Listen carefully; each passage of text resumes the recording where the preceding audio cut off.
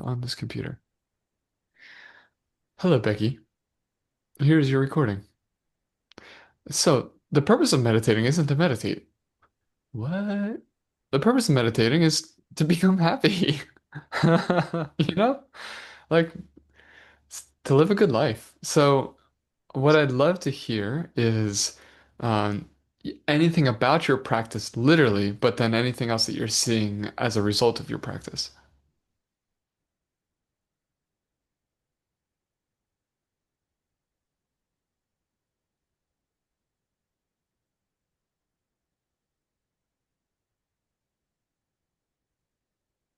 I just got into like resistance training earlier in the year, and Yes. the only other time that I've had as difficult uh, a process in answering a question has been like when people are like, "Oh, do you feel like it's been like 6 or 7 months, I guess, at this point of like pretty consistently going?" They're like, "Oh, you feel a difference? Like, where do you see it in your life?" I'm like, "I don't know." uh, so I don't know. I don't necessarily know where, but I'm really enjoying the journey. Like Yeah, cool. I do like the Why? practice, and I do um cause and effect made sense to me originally, which I think called us to being together. And this makes the way that this class is positioned, the act of being and meditating, um, has made particular sense as a good cause. So I'm like not really overthinking it because it's Yeah, like, sounds good. yeah, it hasn't been, or like the process is, uh,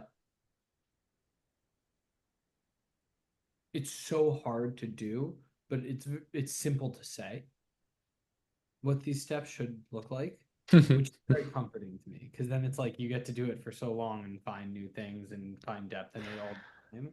But like, I Yeah. don't need to be, it's not like a cult. It's not like it's not like, oh, if this then that then this then this then this then that, like all the way down, and it's like all of a sudden you wake up and you can't figure out how you got there because it's so simple and so straightforward what it is that we're doing here. I can dig that. I don't know if that was off topic.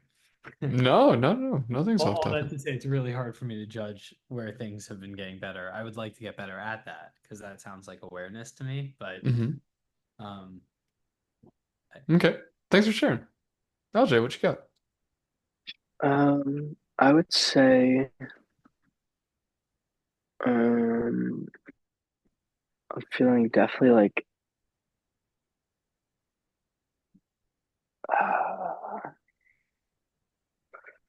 I don't know. I think that I've been like putting a good effort out and I'm like slowly kind of seeing a little bit of momentum to the practice seeping a little deeper into my life, like baby steps kind of thing.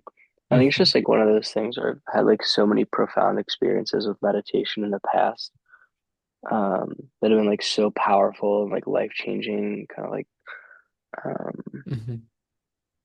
just like intense that like I don't know, kind of for like because it'll be like a year in a month since that meditation retreat I did. And I kind of feel like I've been having a little bit of a, I don't even know, meditation hangover or something for the last year, or like that I used up all my like powerful meditation, like karma or something in like one shot. Yeah, And yeah, I've been needing to like kind of like plant more seeds or something. Um, yeah. so I've kind of just stopped like expecting anything, and I've kind of just tried to Yay. create a consistent practice. Yeah. And honestly, your voice recording, Bob, has been like really helpful. I would love it if that's an area of spiritual warrior that you continue to invest in. Because Mm. for me, I listen to that every day and I love it. Um, and I would love other versions as well. Mm. Um, Nice. And yeah, I don't want to overthink or oversimplify. Nothing insane, but Yeah, I'm kind good. of just like trying to Well, thank you for sharing.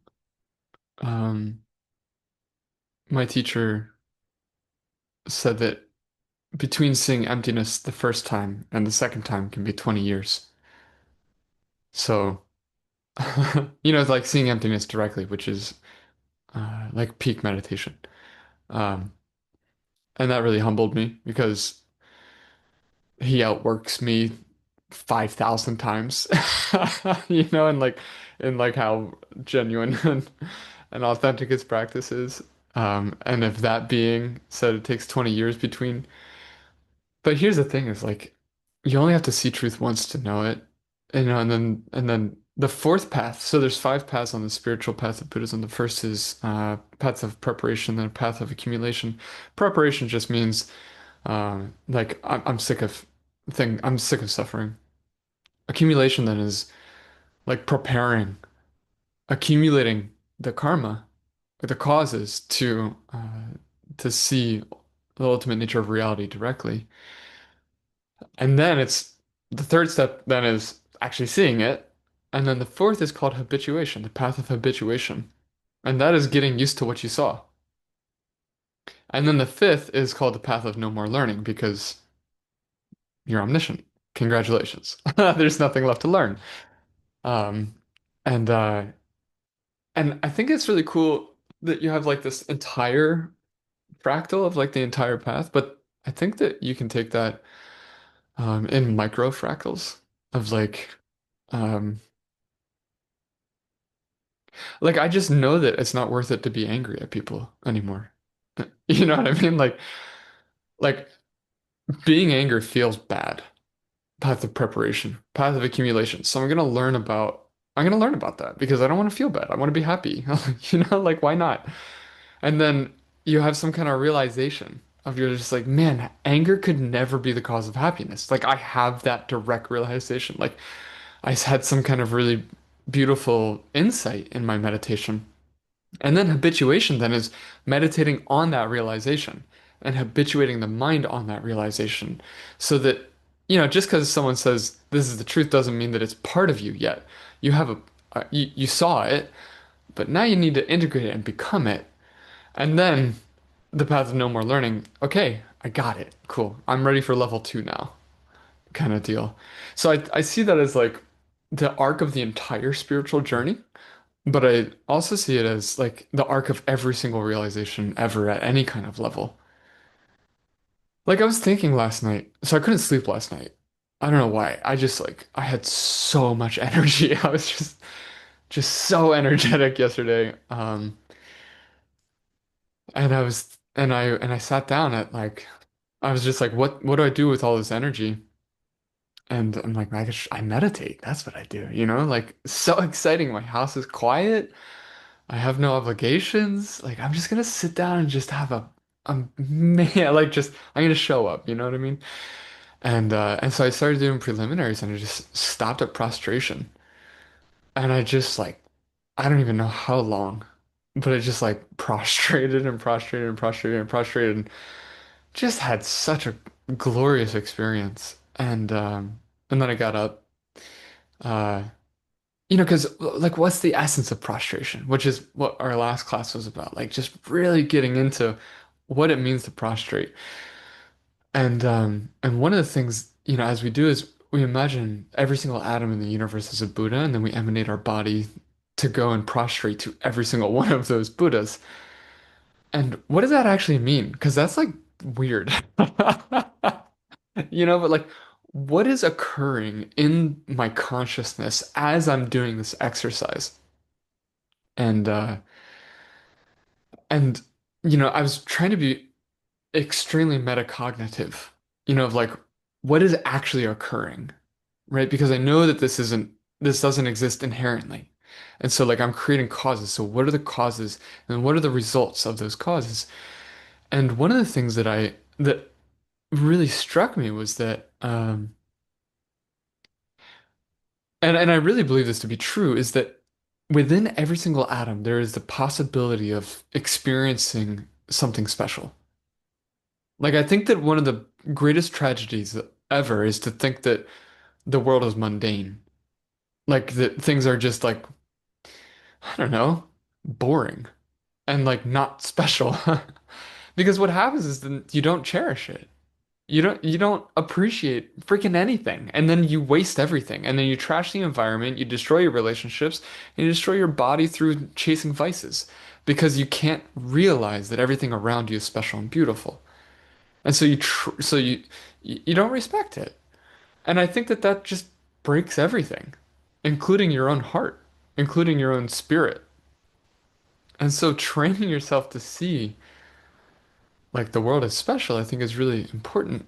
Um, Specifically and especially when you're in adversity. Because like that's really easy to do when you're hiking the Grand Canyon or something like that. You're like, oh wow, like it's obviously beautiful.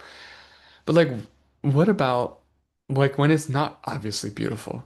Like that's when this becomes extremely important.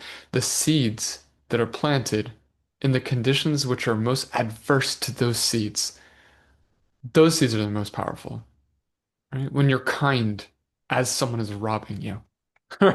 Right? When you're generous as someone is stealing from you. Like, can you do that? And what is the wise version of that? Because there's a very naive version of that that is not wise. But there's a very, very wise way of doing that.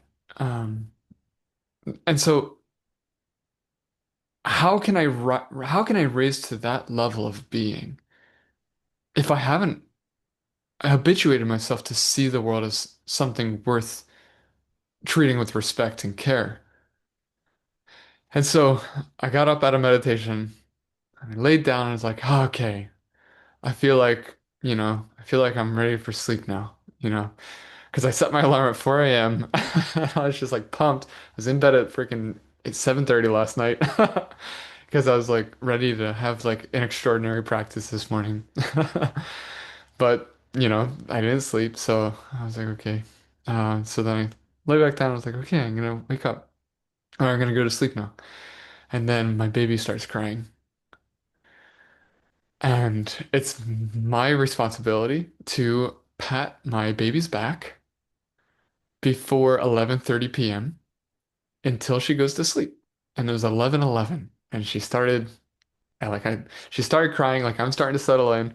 She starts crying and it's 11:11 and I was just like, "Oh, come on. I'm so close to 11:30, man."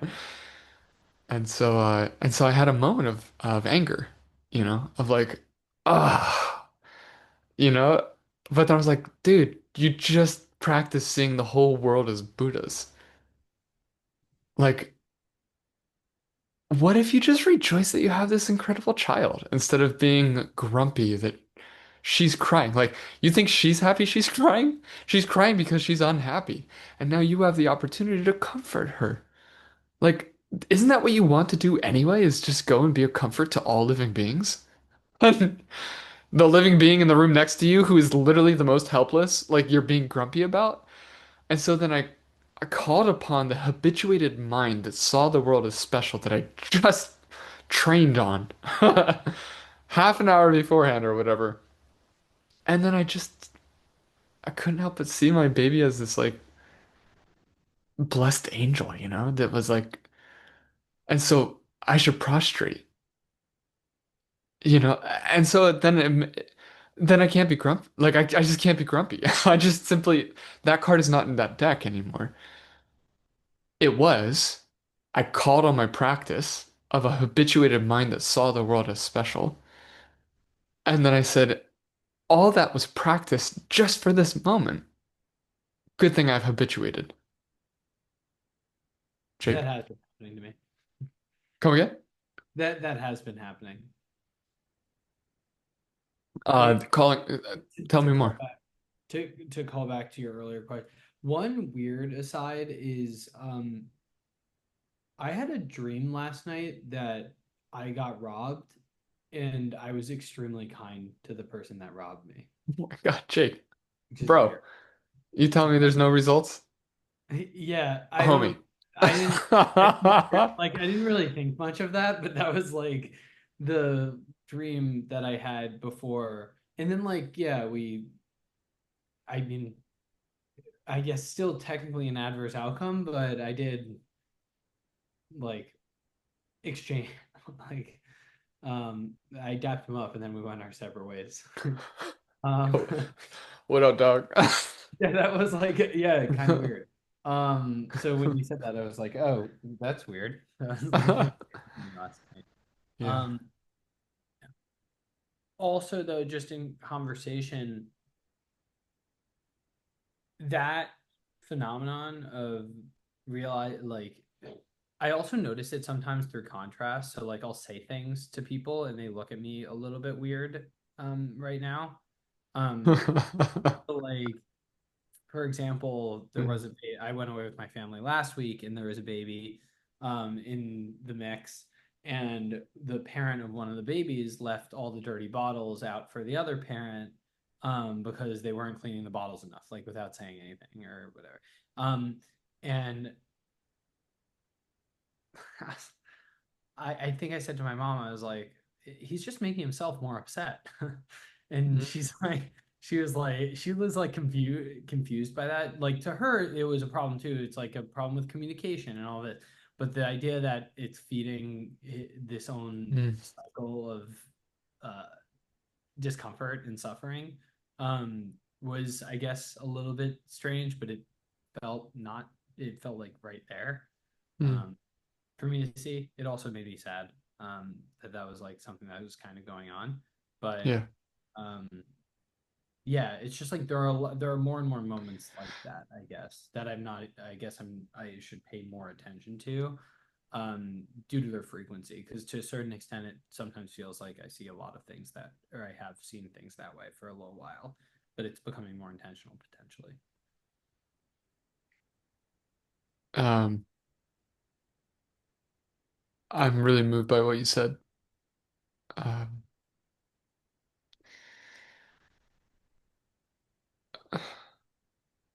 like the world thinks that because you hurt me, I should hurt you. And then we have war and we have fucking genocide. Like this idea is not separate. You know what I mean? Like it's the same idea, just at a different scale. And and I swear to God, it's that simple. They they say to break that cycle it always like they've done social experiments on this where it's like the best way to break the cycle is always the person who feels victimized coming forward and being like I feel some X Y or Z um to like the bottles aren't being cleaned. I just always have to do all this stuff. I'm there and being able to like break the cycle by stepping up and saying like I feel like I'm the one that's always cleaning the bottles Mm. as opposed to waiting for the other person to come forward and Yeah. spontaneously apologize. Yeah. And I like Jake, it's working. You know, that's all I gotta say. Like that's when you ask me, is your meditation working? That is exactly how I know that it's working. Because you're more aware of suffering, you're more aware of the causes of suffering, and you're more capable to not participate in the perpetuation of suffering. That's the meditation we do. You know, like that's the purpose of meditation in this lineage. Uh, Yeah, gosh, man. I don't know. I guess I'm just feeling really open today. But that just like, yeah. Um, like that's, I just wish I wish the world, I wish that my seeds produced a world that was just obvious, you know? Um, and then when you have those deep insights or whatever, the like thing that LJ said, like that's awesome, but those are accidents. You know what I mean? Like that's not I don't know if you guys saw what I posted from my buddy's Substack in the chat yesterday about what is your legacy? Like your legacy is something that you live every single day. It's not something that you leave behind. Like your legacy is how you decide to show up in the world. It's not the thing that you left for someone to get later, right? And that was just like so squarely, hey Alexa, that was so squarely like the spiritual warrior vibe because a lot of people think that, your spiritual journey is these like people think that what makes you a hero is that one moment that you jump in front of the car for somebody else. But what my teacher has taught me, and that I've seen to be true in my own life, is that what makes someone heroic is that they're choosing to live beautifully every single moment that they possibly can. And then all of that momentum, one karma at a time, one seed at a time, one action at a time, accumulates into it being not even a moment of hesitation to put ourselves at an equal standard as somebody else who's in some kind of disadvantage. Like it's not even a thing. Like you're just like, of course, you're like, what made you do that? And you're just like, I just did it. Like it's who I am. And how did you become that way? It's because of a story that you've put into your being through countless tiny actions. And so that is the benefit of meditation. That's what we should be looking for in our life, in my opinion, is are those tiny micro moments that fill our day, are they more aligned with our values or not? Okay. Um, cool. Well, thanks for sharing. And then there's other benefits too. But like essentially we're doing this to become happier people. And to become happier people means that we participate less in suffering, in part. And then the other is that the joy of life becomes more pronounced, and it's not always steady, but the trend line is clear. And I try to think about that a lot because especially with people who really take their practice earnestly, they're like, man, I'm a heap of garbage this month, you know? And I'm just like, dude, the fact that you can even be aware that you're a heap of garbage, whereas like 3 years ago, you wouldn't even be aware. You're like, I'm just trying to live a good life, like that in and of itself is such a huge win. And then if you look at your life not only over a month but over 3 years, like how you doing? Invariably they're like, I mean, objectively, like yeah, I'm less of a heap of garbage. And I'm just like, cool, you gotta take a big perspective on this kind of stuff. Um, cool. Yeah, and Jake, with my resistance training, I was very athletic all of high school. And then in college and out of college, I just kind of like discarded my body. And then it probably took, a year plus before I started to see my athleticism like return. Um, and what I staked my KPI on with my resistance training was um, I am choosing to take care of my body. You know, that's a win. Because that like habits come in twins and triplets. So that tiny habit of choosing to take care of my body in this way is actually having a spillover effect subconsciously, if not consciously, in lots of different areas of my life, where I'm choosing to be a proponent of growth, period, as opposed to a proponent of stagnation or decadence. Decadence meaning like falling apart. Um, the Spanish decadence is a lot more clear than the English, and I've just t totally latched onto the Spanish version of that word. Hannah makes fun of my Spanglish all the time. It's like I speak English through Spanish translation, and I don't even realize because it's like so much better in Spanish in a couple of ways. Okay, um, let's meditate.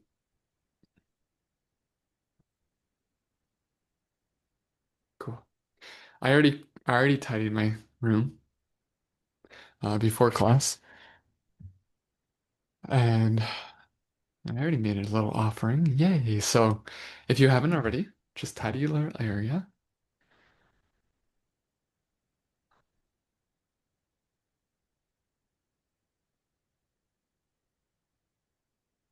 And then let's do a, if you don't have a specific physical offering, I'm gonna challenge you. This is gonna be fun. Grab literally any small physical object within reach. Show me what it is. Jake. I don't want to do a pen because you just did a pen. No, it's okay. We can both do a pen. Why not? Let's be a community of pen holders. Oh, Capo, my dude's playing guitar. Why not? Yeah, good.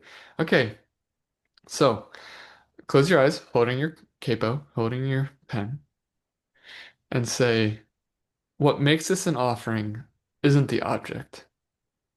What makes this an offering is my understanding of the object and the motivation of my heart. The understanding of this object is that it is empty. Therefore, it has the potential to be anything depending upon who's looking. And I am offering this, which normally might be seen as a pen or a capo or a thing, but I am offering this as absolute bliss. Like, may this thing, I wish it to be so. May this thing be that which it really actually is, which is emptiness and bliss, indivisible. My motivation in making this offering isn't to think that I'll buy some goodwill from some being or something like that. My motivation in offering this is that I'm making an investment into the spiritual qualities of my life so that the joy which comes out of those spiritual qualities can spill out of me and fill my world. And I'm making this an offering to say, may it be so. And now you've transformed your mundane object into something of extraordinary power and now offer it.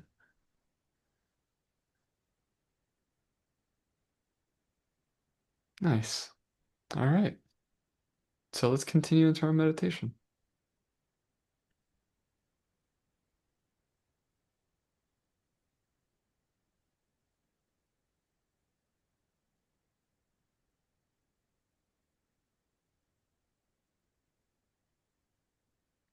Find a good posture, guys.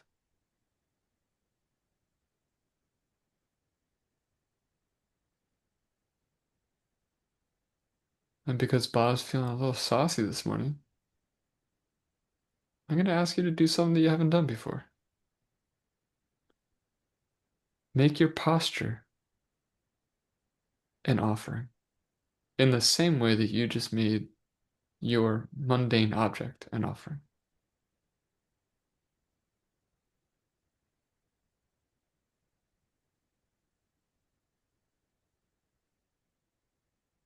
Imagine that you were to offer somebody the most exquisite sculpture of your body in meditation. And this person is just one of the most important people in your life, and you want to give them the most special gift.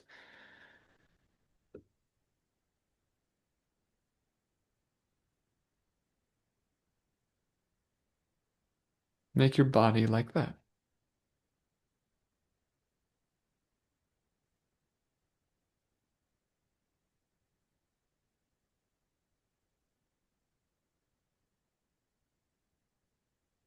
And one of the ways to do that is to find a good feeling in your body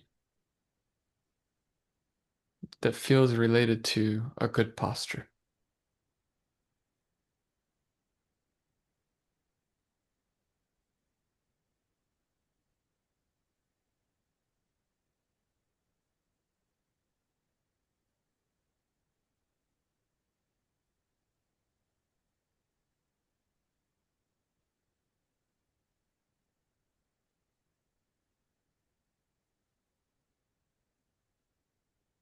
Now that you've identified that feeling, sink into that feeling like you'd sink into a couch at the end of the day.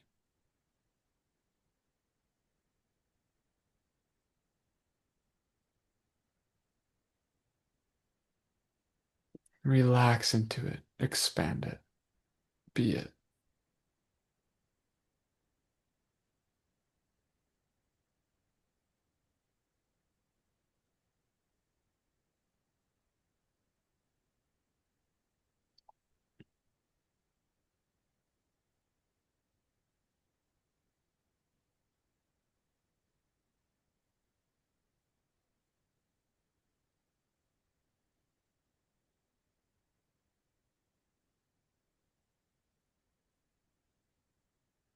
And now, with every inhale, imagine accumulating that bliss, that good feeling, at the center of your heart.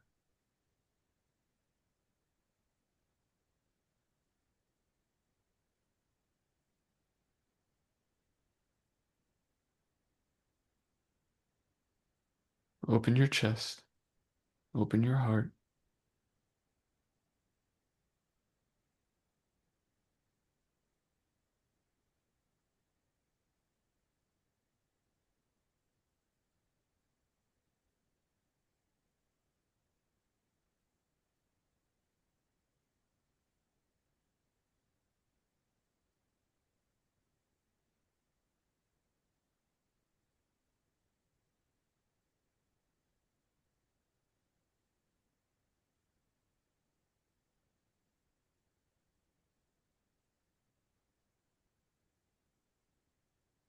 and see it accumulate like a light, like a star.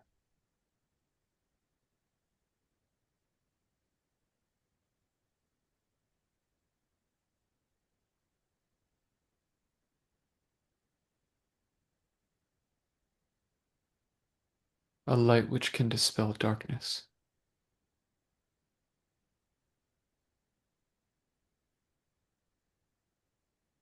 An ease which can dispel disease.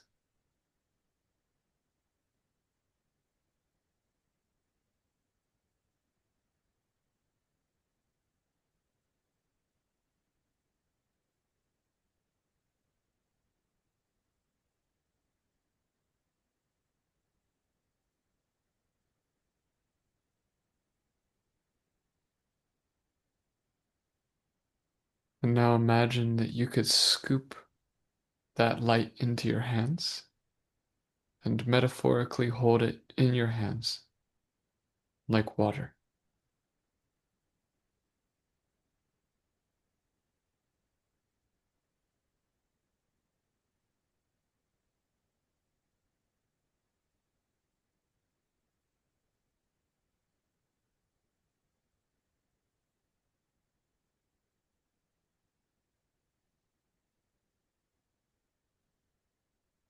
And now we'll go for refuge. And the way that we'll do that is by remembering that the reason we can feel good in our bodies is because our bodies are empty.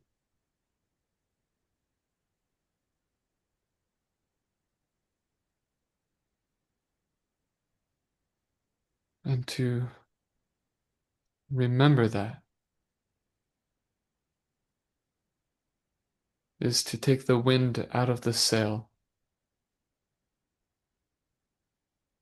which drives suffering.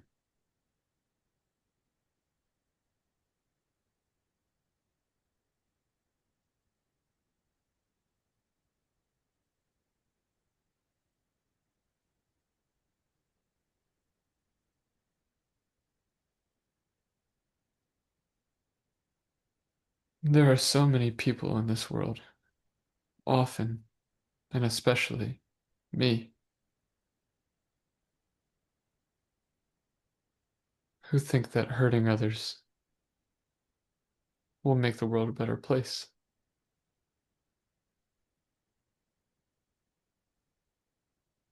That is not an easy way to live. That is a hard way to live. so painful.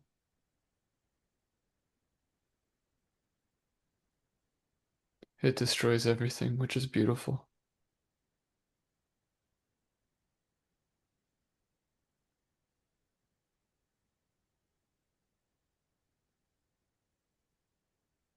Now imagine this water in your hands as medicine,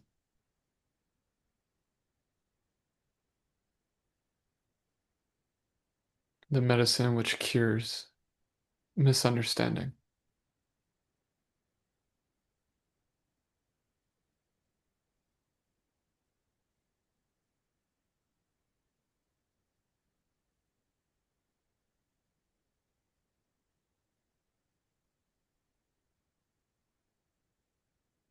This bliss that's associated with understanding emptiness.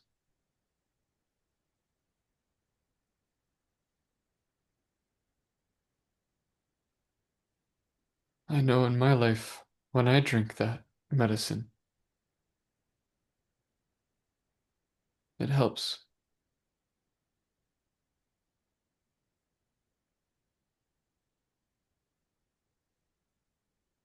Not only do I feel better, but I feel great. I feel vital, beautiful.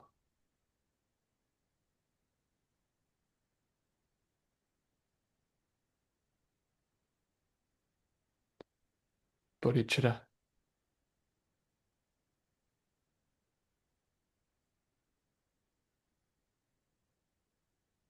May I have the purest heart so that when I share it with others, that it actually helps them.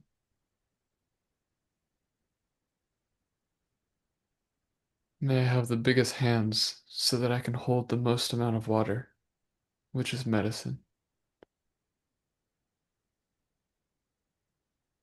so that I can share it with everyone.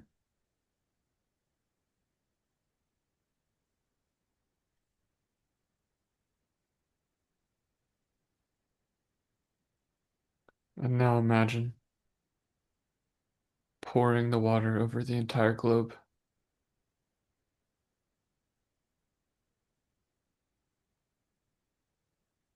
And everywhere the medicine goes, disease leaves.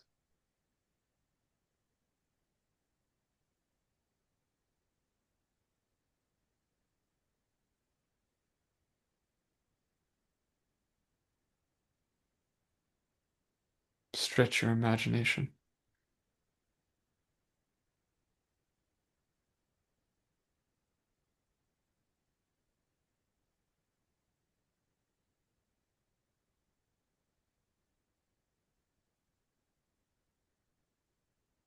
Here, universe, I offer you the purest thing that I have,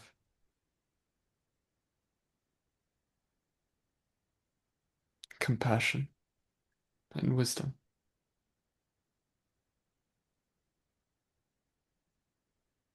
It came from my heart.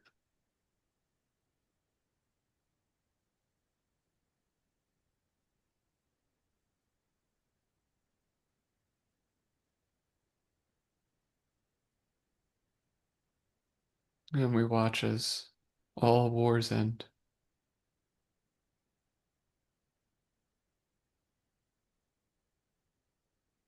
All hunger ends.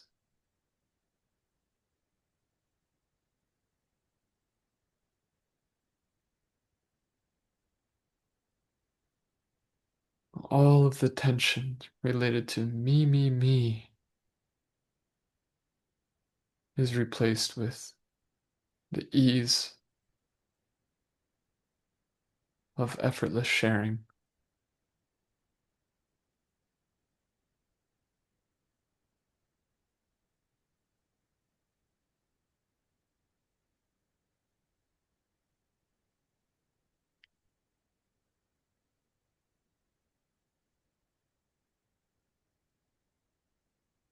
And now we scoop up the globe in our hands now,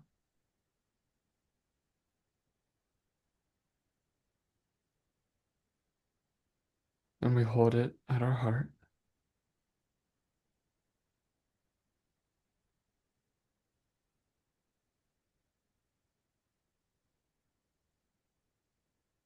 and it's shining like a diamond, immaculate with clear light.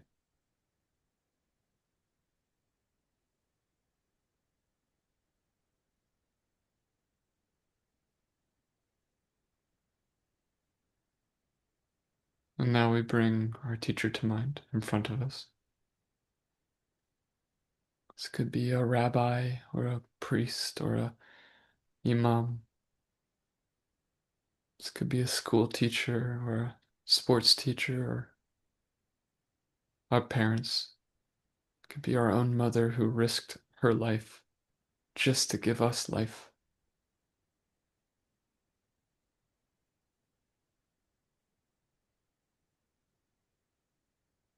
And we look at them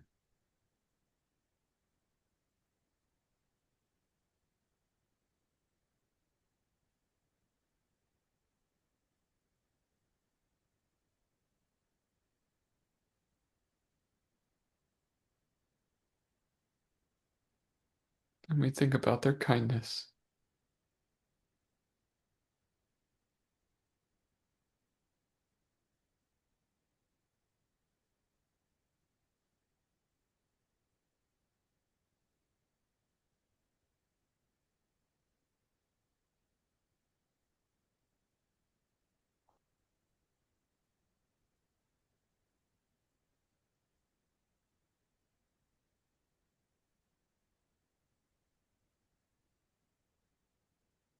In their eyes, we see their love for us,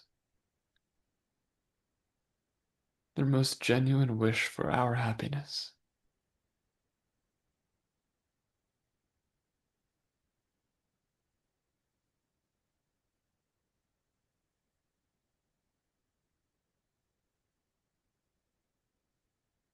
And we recognize that this love is the same thing as the diamond we hold in our hand.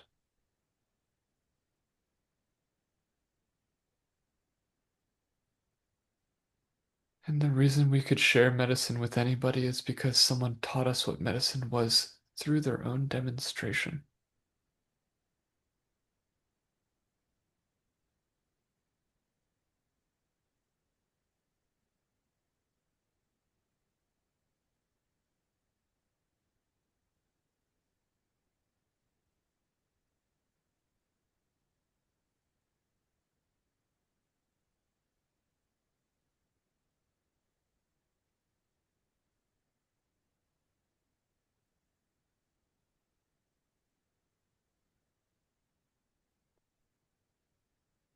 Now we make an offering.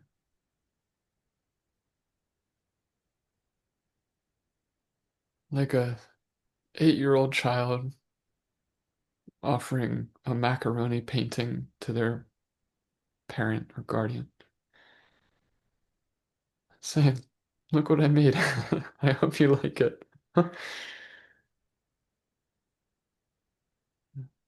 And then the parent saying, "Wow, it's amazing."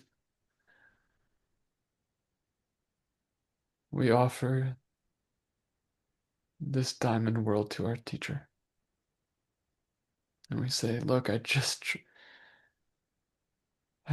tried to do what you taught me.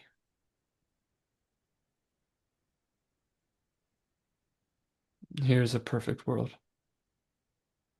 If only in my imagination, it is my offering to you as a thank you."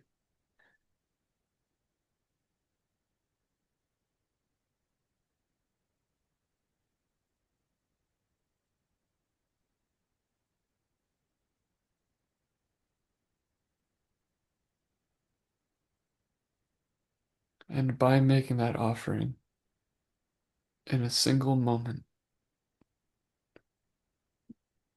they transform into a totally enlightened being.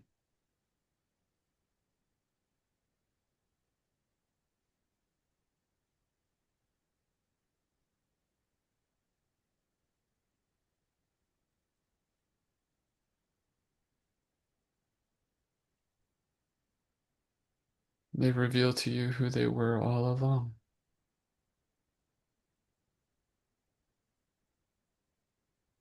a being who is desperate to help you.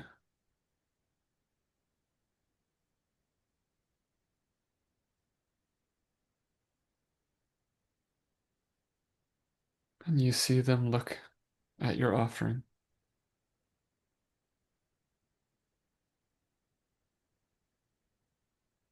This is an omniscient being whose only capacity to experience the world is infinite love, wisdom, and unmatched bliss.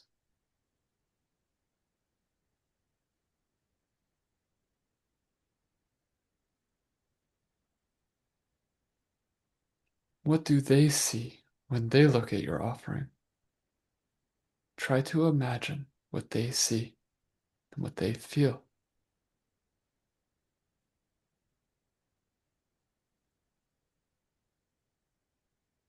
Put yourself in their shoes.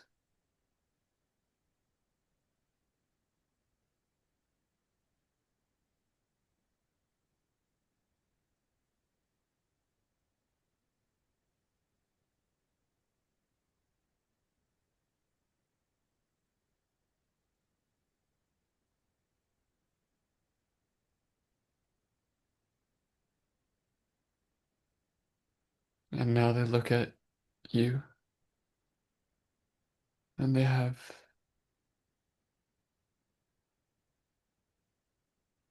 the most beautiful smile on their face and eyes as deep as the ocean, full of infinite love.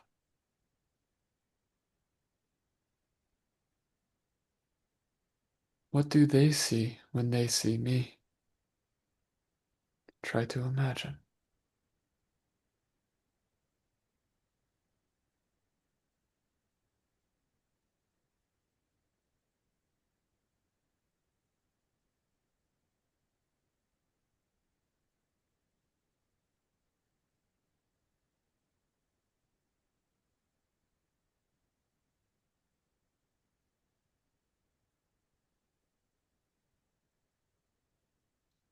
If you were ready for it, they would give you everything. Why wouldn't they?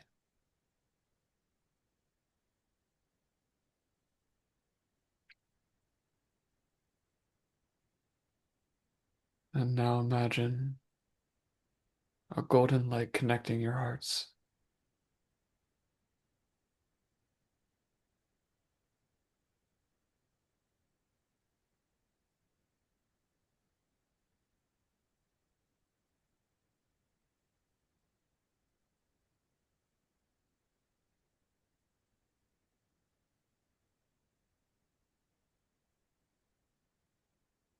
And imagine your body being filled with this golden light that's coming out of their heart into yours,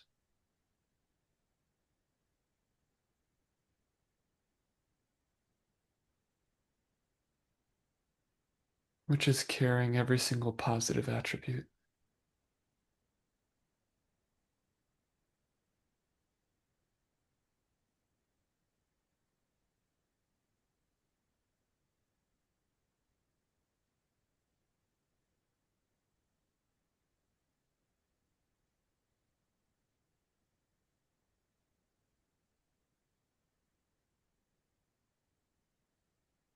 How do you feel?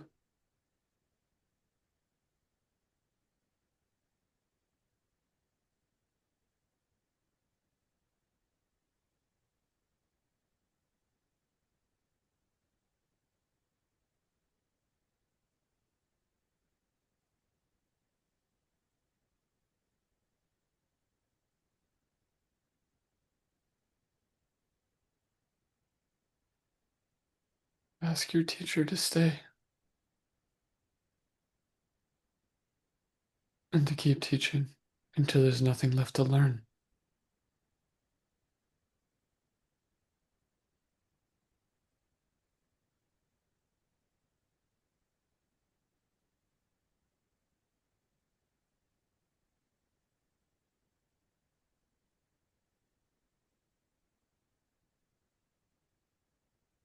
Now bring that diamond world back into your heart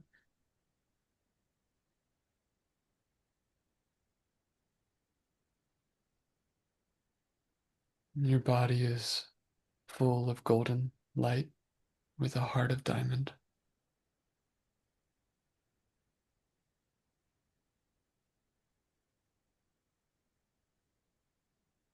And we consider the causes that we've created today. What must be the result of this meditation?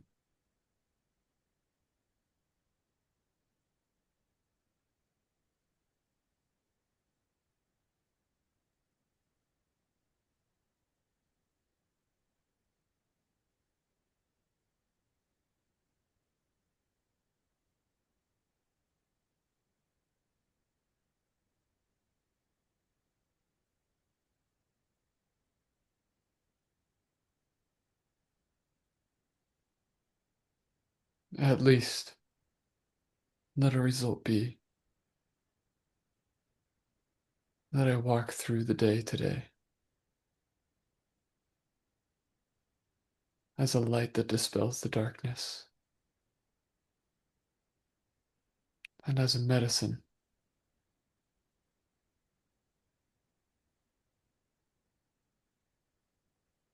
that can heal every disease.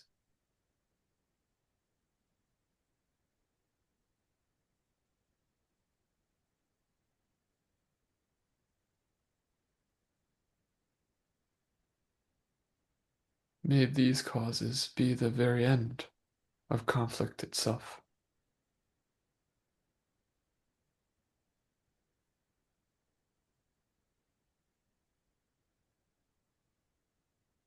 so that I can see a world where everyone shares in bliss,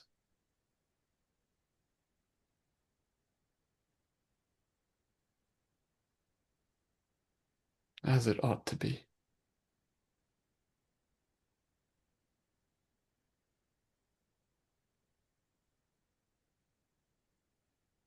And when you're ready, you can open your eyes.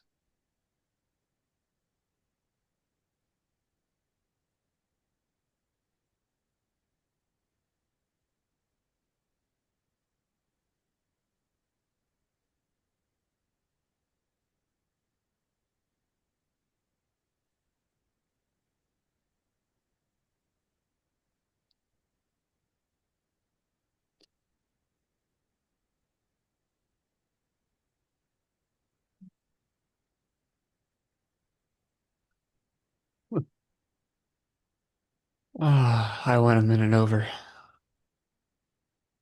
My apologies, but only kind of. If you got a split, split. Um, I did not plan to do what I just did. Um, but I don't know, I kind of wanted to go a little off script today. So thank you so much for showing up this morning. Feel free to hang out if you'd like to. I got a little bit more time, and I'd love to hear about your experience. Thank you, Bob. Thank you, Bob. Thank you, everybody. I gotta jump, but peace and love. Yeah, Likewise. man. See See you, ya. LJ.